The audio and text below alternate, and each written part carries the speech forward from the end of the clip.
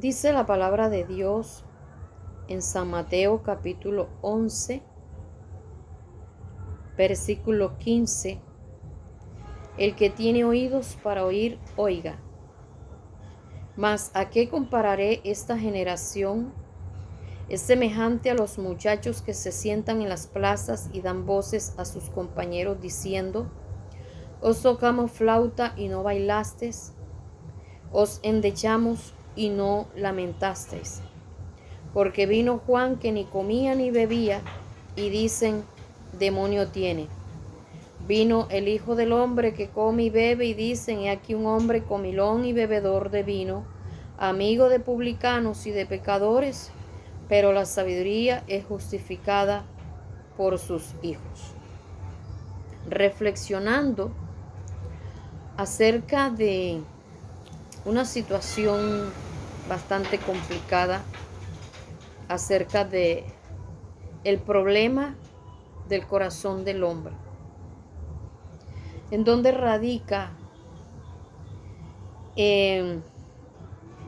muchas circunstancias, actitudes, comportamientos de la Iglesia de Cristo en general.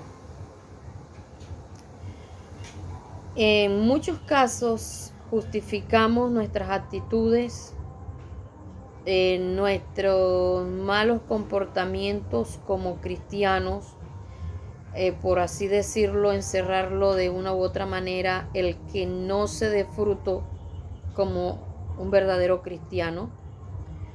Se podría decir que es por falta de que los pastores no le enseñan, como en los colegios, la culpa es de los profesores, en el mal comportamiento de muchos hijos en la casa y fuera de ella, la culpa la tienen los papás, ¿verdad? Donde no analizamos si de verdad eso es cierto. No vamos a la raíz del problema. Y vemos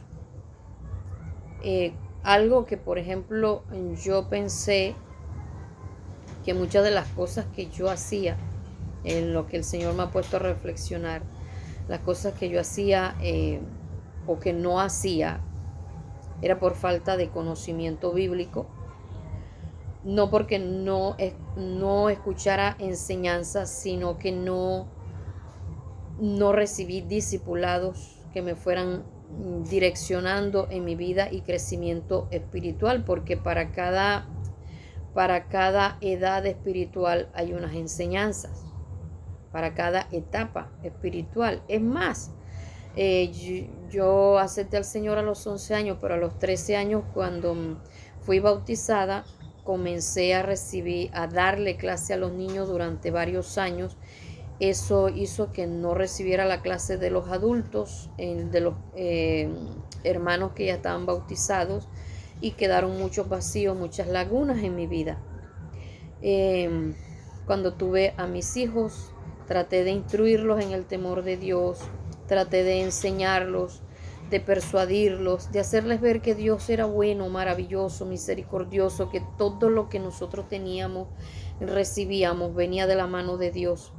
Y yo decía para mí, yo voy a instruirlos de tal manera que ellos amen a Dios, que esa enseñanza que se les está transmitiendo los ayude a formarse como verdaderos cristianos, y sin presión, sin obligarles, sino simplemente a darle las enseñanzas correspondientes, haciéndole ver también la responsabilidad y las consecuencias que cada acción tenía. Vi muchos cristianos que sus hijos se apartaban, y yo analizaba y yo decía, no, eso es porque los obligan. Muchas veces esos niños, cuando cometían alguna falta, los obligaban a que fueran a arrodillarse a orar, los metían en ayuno, en fin. Yo decía, esa presión es la que los tenía a ellos apartados del evangelio. Yo decía, yo con mis hijos no voy a hacer así, porque hay un dilema, por así decirlo, y es que cuando nuestros hijos están pequeños, nosotros nos creemos los wow, que nos las sabemos todas, y criticamos a los que tienen los hijos adolescentes y nosotros pensamos que nuestros hijos van a ser mejores porque nosotros tenemos un mecanismo diferente. Lo mismo pasa en el Evangelio. Nuestros hijos se apartaron del Evangelio, se decidieron por el mundo. Todavía estamos en esa lucha espiritual porque confiamos en el Señor, en la palabra que Dios nos ha dado, que esto también ha hecho parte de nuestra formación ministerial. Aunque muchos no lo ven así, hemos sido criticados, hemos sido señalados, hemos sido injuriados, mejor dicho. Es más, muchos no han venido a la iglesia, otros se han ido de la iglesia por esa causa, porque no entienden los procesos de Dios y no entienden el corazón del ser humano. En la iglesia, mi esposo y yo nos pusimos de acuerdo aún antes de salir al ministerio. Sentíamos carga en nuestro corazón por enseñar la palabra, por direccionar, por discipular, y comenzamos a orarle al Señor, a preparar temas, a organizar temas. Y algo que le he dicho a la iglesia, la palabra de Dios es como un mapa. Cuando se dan los discipulados es como un mapa que lo va guiando a uno, lo va direccionando a uno a llegar a una meta trazada, a llegar a un lugar, a llegar a una etapa, a llegar a una condición. Y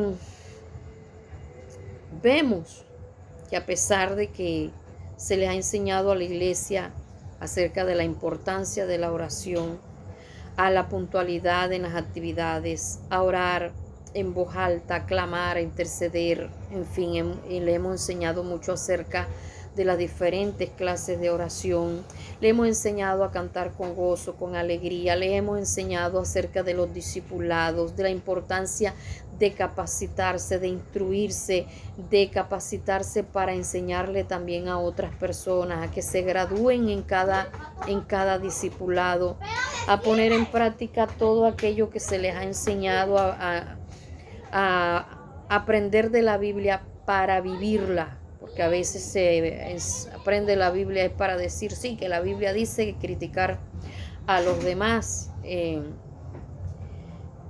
Le hemos enseñado a guardar el testimonio en el hogar, ante los vecinos, a ser ejemplo en la iglesia, en la familia, que es lo primordial. El primer ejemplo de uno como cristiano es y debe ser dentro de la familia. Y también le hemos enseñado a guardar la salud, porque nuestro cuerpo es templo del Espíritu Santo, entre muchas cosas, muchas cosas. Se le ha enseñado que la Biblia nos manda a nosotros a estar firmes y constantes, creciendo en la obra del Señor siempre. O sea que el cristiano nunca debe estarse quieto, siempre debe estar en avance, en procesos, pasar de un proceso a otro, de una etapa a la otra. Pero uno muchas veces no ve los resultados que uno quiere, que uno espera del trabajo que se ha hecho. Pero vemos lo que dice la Biblia: ¿a qué compararé esta generación? Son semejantes a los que se sientan en las plazas y dan voces a sus compañeros y dicen: os tocamos flauta y no bailasteis, os endechamos y no lamentasteis. Entonces, por ahí hay un dicho que dice: al son que me toquen bailo, pero al son que me toquen muchos no bailan.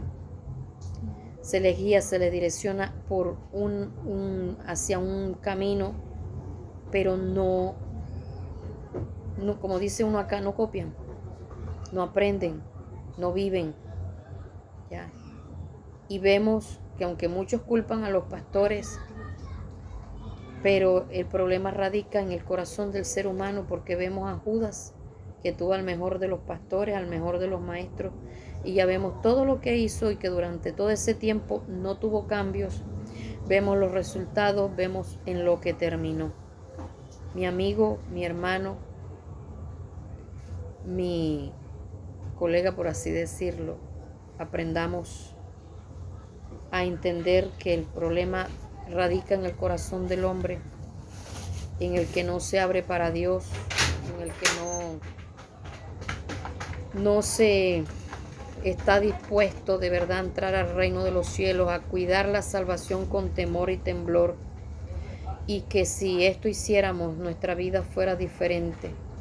Sigamos luchando, sigamos tratando de hacer lo que Dios nos ha mandado hacer, y que los resultados se los dejemos a Dios. El resto de las cosas debemos dejárselas a Dios, porque de Dios viene todos los cambios. Él produce el querer como el hacer. Mientras tanto, oremos y aprendamos a guardar silencio, sin críticas, sin señalamientos, pero aprendamos a dar el fruto que debemos dar en el Señor.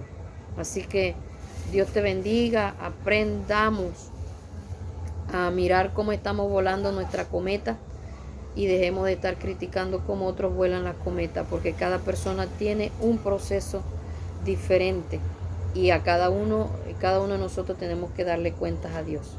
Dios te bendiga y te guarde.